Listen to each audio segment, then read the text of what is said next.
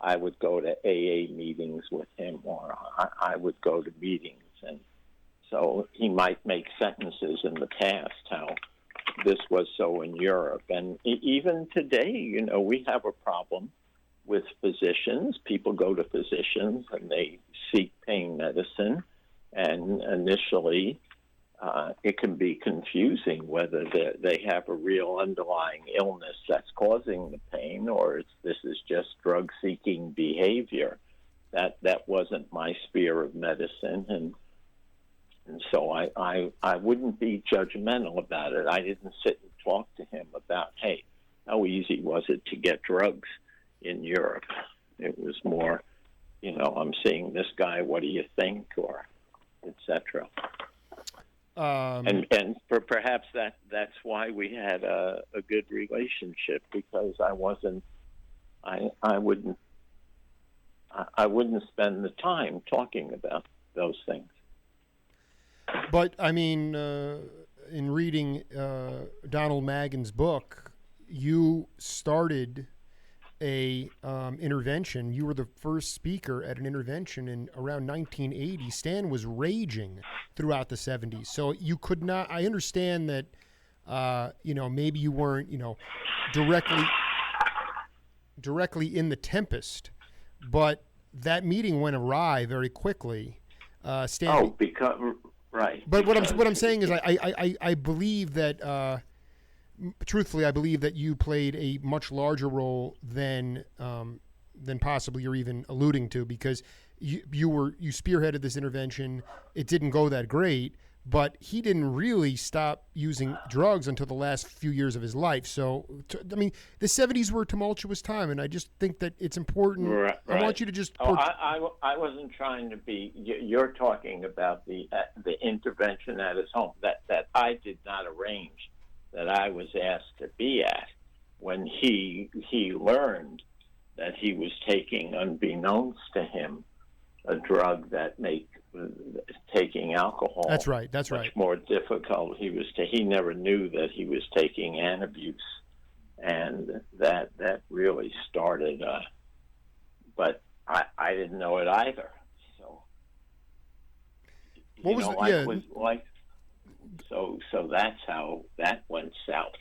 No, you're absolutely right. I mean, actually, someone said that in the book that you were not critical enough of Stan, but then at the same time you didn't organize it, and then on the flip side, it was also a new revelation that Monica had been feeding him Antabuse. Right. So it's totally legitimate. Can you talk about a defining moment of your and Stan's relationship in the 70s when you either got him away from a doctor who was not doing the right work, or that you helped him ease his pain? Because we're talking about a guy who had some kind of mood disorder. He never really wanted to accept that. He also turned a lot towards substance abuse for that kind of stuff, and he was known to just be, for the lack of a better word, within 5 minutes his moods could change from bizarre and angry to, polite and totally hospitable. Can you talk about a defining moment? So let me put the context, so I don't get more credit than I deserve, or less. So I was a physician at the Cleveland Clinic, 73 to 79. So once he left Cleveland, we'd have sporadic phone conversations. In 79, I came to New York, and then I would see him occasionally. He'd see a physician, etc. I think I got closer to him when he really was kicking everything. So that's when I would spend more time with him. First, I was in New York then. My kids were a little older. He knew them all. I think he came to my son's bar mitzvah. Mm-hmm. I remember my son playing Happy Birthday to him on his trombone when Stan was in Cleveland and he was 6. Terribly off-key and everything, but it was very, very funny. And so I had heard of this side of him, but honestly, I had never seen it. I didn't say go to Dr. A or Dr. B, but I would question something if it didn't sound right to me later in life when he had serious health issues. I kind of helped direct him to people where he was who, sterling reputations and would always do the right thing. And by that time, Herb Alpert was in his life, and he had people that really were looking out for him. So that absolutely, it was more of a good acquaintance. So he never was terrible with me, because our time was limited together. He played at the Forest Hills. They used to have a jazz festival in the old tennis stadium at Forest Hills.